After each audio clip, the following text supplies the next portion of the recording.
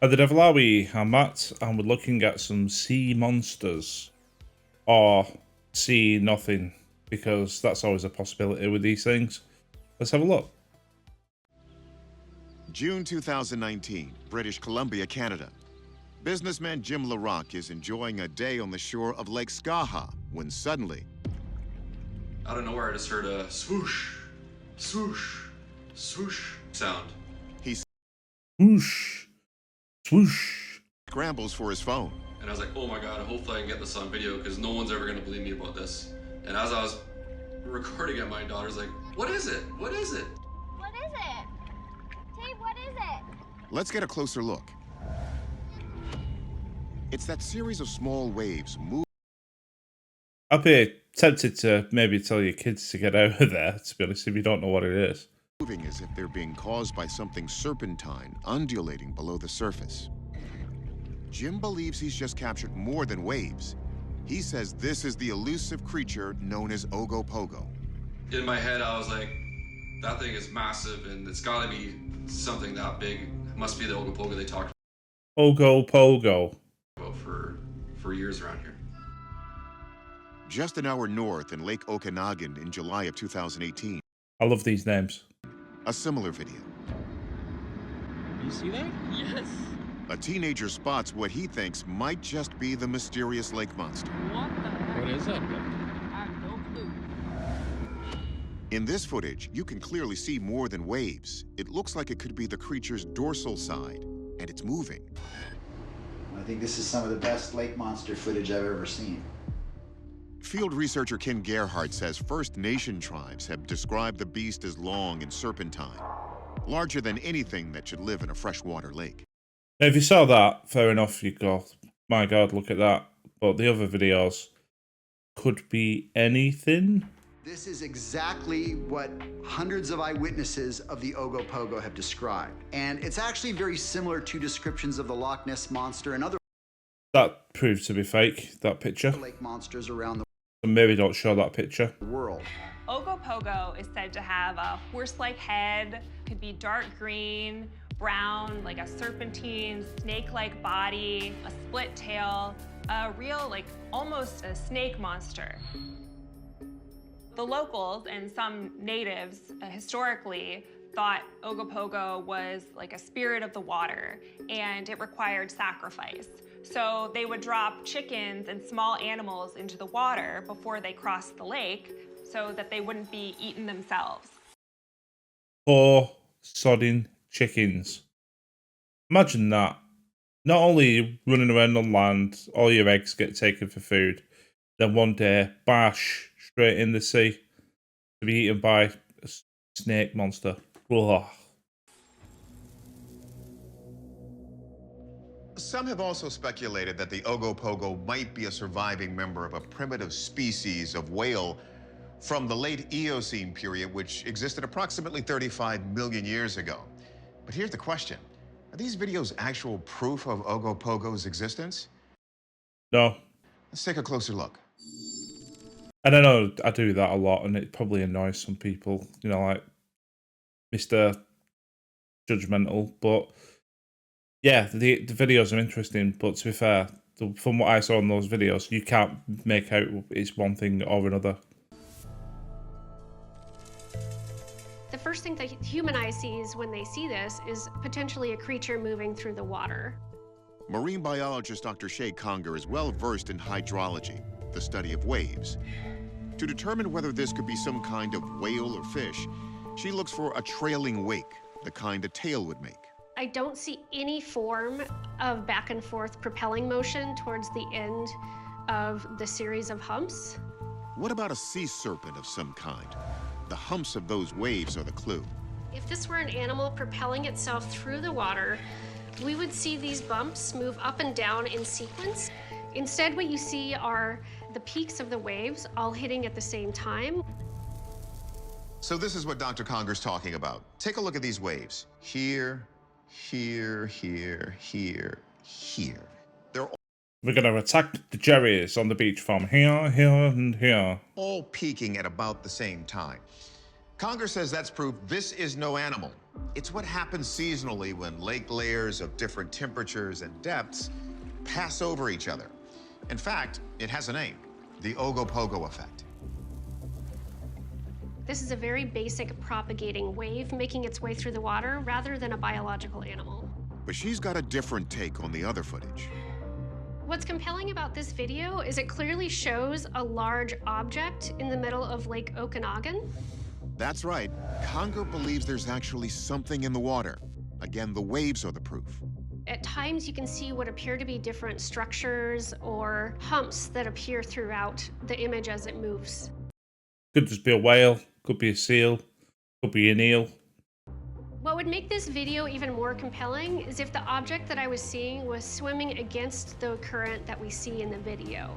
This thing is going with the current, which widens the range of possibilities. I can conclude that this is either an object like a log that's rotating as it moves through the water, or this is an animal that's moving through the water column. And so to me, the footage is definitely genuine, but it's the... So it's an object or an animal, which is back to what everyone probably thought when they first saw it. Oh, that's either an object or an animal. conclusion of what we're seeing that is undefined for me. As for me, I believe underwater discoveries are happening every day. So it would be short-sighted to suggest that it's impossible for an unknown animal to exist. And that seems to be the case in at least one of these videos, as those sequential waves indicate. Our verdict: an unknown living animal is lurking in the waters of British Columbia. How do you get that? That could have been... You know what? When she said it's a log or an animal, you go, yeah, fair enough. How do you get an unknown animal?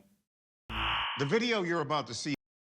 Unless you mean it's just something like a normal dolphin, eel, whatever. It might look like a monster movie, but we're going to tell you up front here, this is no visual effect. It's very real, very gross, and very hard to identify. It's May 2017 in Indonesia's Maluku province. Locals are heading out to work when they make a gigantic, gruesome discovery floating in the water.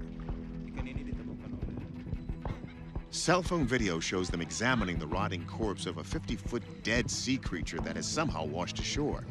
Isn't that just the carcass of a whale? Here's a look from another angle. The formless blob is not only immense, it looks like it's coated in some sort of white, shaggy hair. What kind of animal has hair like that? It seems like it's something that shouldn't exist. And in fact, if this animal were terrestrial, it wouldn't be able to exist because of its sheer body mass. Folklore is chock full of legendary sea creatures as big as this carcass. The ancient Hebrew Leviathan, the Jormungandr of Norse mythology, and the Kraken, a kind of giant octopus, so big it was described as a floating island in Viking eyewitness accounts. Never found one though, have we? Oh man, I bet that stinks there. But field researcher Cliff Barrickman says these carcasses have their own name. Globsters. Globsters are cool in every way. It's Not the word I'd use for it. part blob, it's part glob, it's part lobster. I mean, how awesome is that? Globsters have been turning up on shores around the globe for years. Well, Steve McQueen when you need him. He'll defeat the amorphous glob. This one, known as the Cherbourg carcass, was discovered in France in 1934. But what to make of this one? Globsters have also washed up on beaches in Florida, New Zealand, Bermuda, Canada, and South Africa. But they've never been spotted in the water alive. So what exactly are we looking at here? That's because a globster is probably a dead whale carcass. Let's turn to our analysts. Wildlife biologist Lucy Eckersley first focuses on that amorphous mass of tissue. I think these could be mistaken for lots of different sea animals, and because they look kind of squishy, you might think that they look like a giant octopus or a giant squid. A giant squid? But look. We can see some exposed bone. This video clearly shows this creature has a spine, so it can't be an invertebrate. Next question, what to make of that hair? What looks like hair across this creature is actually fibers of collagen. Marine biologist Dr. Shay Conger says that collagen, a protein that provides structure to skin, bones, and tendons, is the biggest clue. When components of the body begin to break down, the collagen begins to emerge. And because collagen doesn't break down as quickly as other tissues, these globsters can start to take on a hairy appearance that you wouldn't expect or be able to explain if you weren't familiar. I wouldn't be getting in the water with that thing, to be honest. I would not be getting in the water with it. No. What was this before the sea decomposed it into a globster? This is actually pretty typical of what I would expect to see in regards to the carcass of a large whale. You can see some striations on the bottom of this object, and that is what we would expect to see in the mouth cavity of a large whale, such as a blue whale. And Conger should know. As you can see, she's been up close and personal with globsters herself. To witness firsthand one of these animals at close distance, to the human mind, is almost unsurmountable. You're looking at the scale of an animal that's bigger than anything that's ever lived on the planet. And so to unpracticed eyes, they seem absolutely impossible.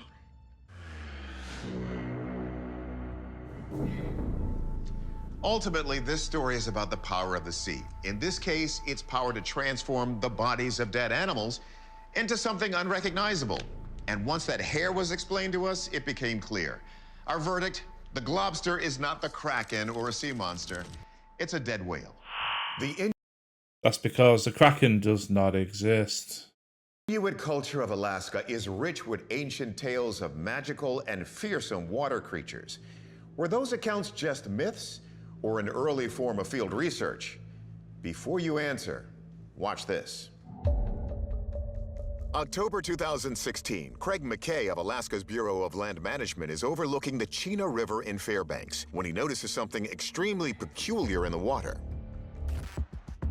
It looks to be around 20 to 25 feet long, and when we zoom in, it appears to be swimming against the current. I looked down and saw this really bizarre object. It was much larger than anything I'd seen in the river, and it was undulating or swinging back and forth in the current. It was... One of these days, I'd love someone to just throw a rock at it. And I'm not talking about trying to hurt it, but it's just like moving in the water. You can't really see anything. To truly know whether something's alive, startle it, throw a rock at it. It's really spooky. Given the location of this discovery, field researcher Ken Gerhardt says we should consider the local folklore. Please tell me that's not a swimming Bigfoot. It's not a Bigfoot swimming. In Alaska, we do have a number of legends of water creatures. The Inuit culture Oh, Bigfoot swimming. What an idiot. talks about something called the tizharuk, which is a long serpentine animal with a long head, a prominent tail fin. There are many tales of the tizharuk actually snatching people off of bridges or out of canoes and devouring them voraciously. Gerhardt says descriptions of the tizharuk vary, but the most terrifying form is said to be a giant eel-like creature with transparent skin, which not only allows observers to see still digesting victims, but also makes the creature less visible when stalking its prey. In Has anyone ever saw one? addition, we have the Lake Iliamna monster, which is also known as the Jigignak. This particular monster has been reported several times. It's described as being 10 to 30 feet in length, with a torpedo-shaped body and kind of a dull aluminum color. So, we have to ask the question, could this be related to those stories? One thing I'm getting about the old cryptid thing is someone at some point in history says, oh, I saw something really strange. And if that person is reputable in the community, people will believe them. And then somebody else sees something, and then all of a sudden, yeah, I saw something as well. And you could be telling absolute lies.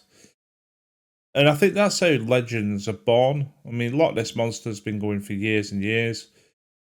The most famous photograph, which was shown earlier, is proven to be fake. So, I think science you know, if you find a carcass of one of these things, or the bones of one of these things, or find a living, you know, living specimen, fair enough. But I don't know if they exist. Early stories of the jig-ignoc described fish-like monsters traveling in groups and attacking canoes. So is that, or one of its descendants, what we're looking at here? Let's let the experts decide. Marine biologist Dr. Shay Conger says if this thing were a snake, it's unlikely to have accumulated snow on its back. And as for serpents, there's no water snakes in Alaska. This is because reptiles and amphibians are exotherms. They're reliant on the environment to maintain their body heat, and there really isn't enough heat to allow these species to persist in this area. So Dr. If I pull faces, by the way, it's because I really hate snakes. Really hate them. With a passion. And no matter what I watch these days, I could be watching like a kid's TV show for little, and snakes will show up randomly. They seems to be everywhere. Conger turns for clues to the hydrology of the scene, the motion of the water. It seems to kind of be moving back and forth through the water, as you would expect an animal with a tail to be swimming against the current. But hold on, look again. When the video zooms out a little bit, you can actually see that this object doesn't seem to be moving forward at all. Rather, it's just fixed in place and being hit by the moving current downriver. Therefore, I conclude this isn't a biological object. Rather, it's some type of debris like a piece of rope or a fishing line encased in ice. So there you have it. Our verdict, based on Dr. Conger's hydrology analysis, this is a frozen rope. Yeah. I think it's an object. I don't think you could call it a rope, though. But sightings of Alaskan lake and river monsters continue to this day. Are they all misidentifications? Or is there really something down there? We'll keep looking for more video until we have an answer. Millions of people head to the Florida Gulf Coast each year to enjoy good weather and water sports. But sometimes the most relaxing offshore expeditions can turn terrifying in an instant, especially when a large, unexpected visitor splashes onto the scene. Like a speedboat coming at you as you're swimming along. October 2013, South Florida, off the coast of Sanibel Island in the Gulf of Mexico. A couple is enjoying a clear day on their fishing boat when they suddenly notice something camera-worthy.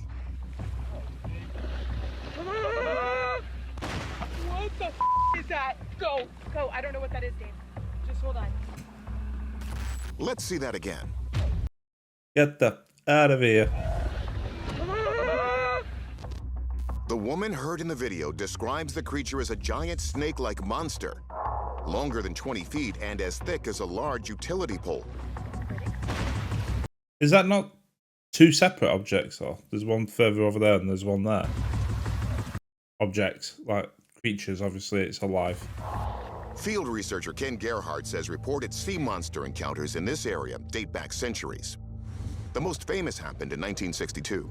So historically, there have been accounts of monsters and sea serpents in the Gulf of Mexico. Perhaps one of the most dramatic involves a man named Edward Bryan McCleary. McCleary and 3 of his young companions decided to take a raft out to the wreckage of a ship known as the USS Massachusetts. And out of the water came this dinosaur-like, a plesiosaur type of creature, something from prehistoric times. And according to McCleary, this creature essentially killed his 3 companions and devouring them or drowning them. In fairly close proximity. Okay. They say that like it's a matter of fact. I'm hoping that they're going to say, yes, the bodies were found, etc. I mean, it's sad, obviously, anybody dying, let alone kids, but... Okay. To where this video is alleged to have been shot. This clip has logged more than 1 million views since it was first posted. Take a look right here. It looks scaly and like maybe it's coiled around something. The splash is quick, but it's definitely indicating something large. To help us get some clarity, let's ask our experts. Before I would entertain the idea that this might be some sort of unknown sea monster, I would point out the fact that there are many species of known large animals that live in this area. Based on the size of the boat and its distance from the alleged creature, our experts agree it could be as long as 30 feet. Some people conjecture that this could be an oarfish. The oarfish is the longest bony fish on the planet, with some specimens reaching 30 feet.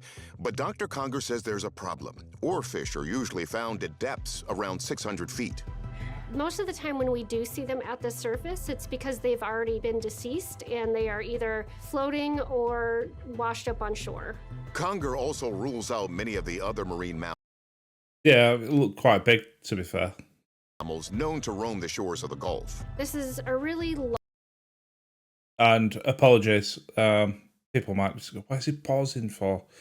The Cleary thing a minute ago really bothered me. I just thought they brushed over it really quickly. Like, somebody reported that a dinosaur ate their friends, and that was it. So I've just looked it up.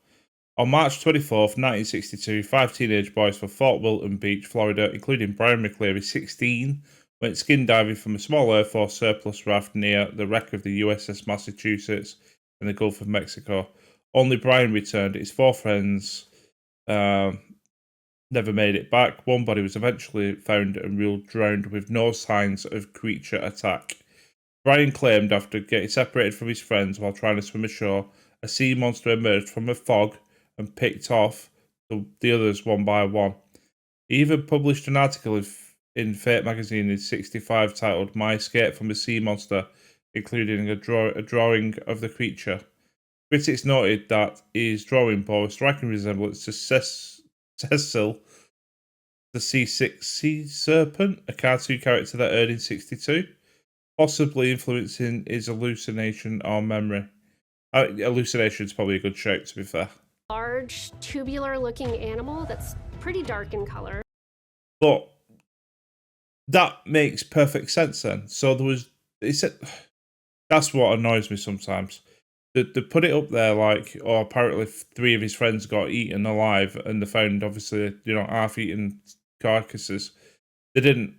His 3 friends drowned. One of them was found with no bite marks, nothing wrong with the body, just obviously drowned as the cause of death.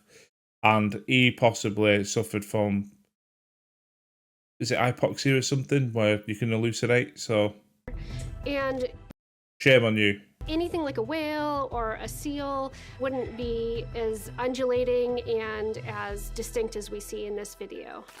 Ultimately, it's the moment when it emerges that has Conger convinced. I think the most likely possibility for this video is actually some type of a large snake that's eating another type of animal.